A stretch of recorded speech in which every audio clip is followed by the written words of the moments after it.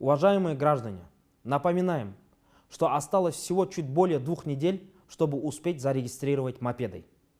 После 5 апреля управление незарегистрированным мопедом будет считаться нарушением закона.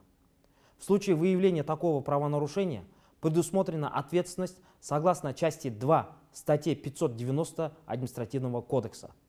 В настоящее время по республике зарегистрировано 8527 мопедов. Для регистрации нужно обратиться в спецсон по месту жительства.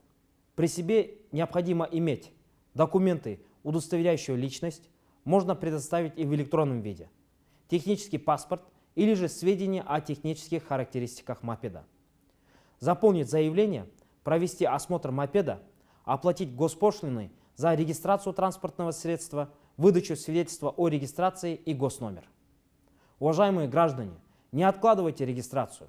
Позаботьтесь о соответствии вашего мопеда требованиям закона заранее, чтобы избежать неприятных последствий.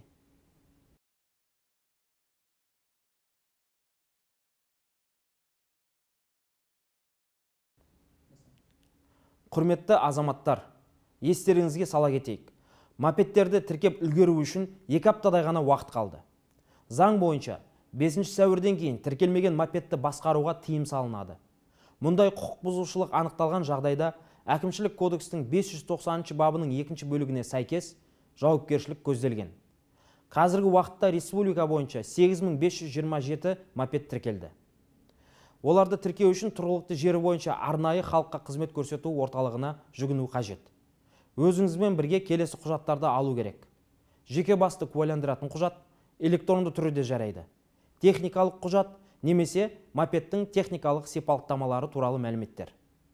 Содан соң өтінішті толтырып, мопедті тексеруден өткізіп, көлік құралын тіркеу туралы куәлік және мемлекеттік нөмір алу үшін мемлекеттік баждарды төлеу керек. Құрметті азаматтар, тіркеуді кейінге қалдырмаңыздар. Өзіңіз үшін жағымсыз салдардан аулақ болу үшін мопедті заң талаптарына сәйкес келтіргеніңіз абзал.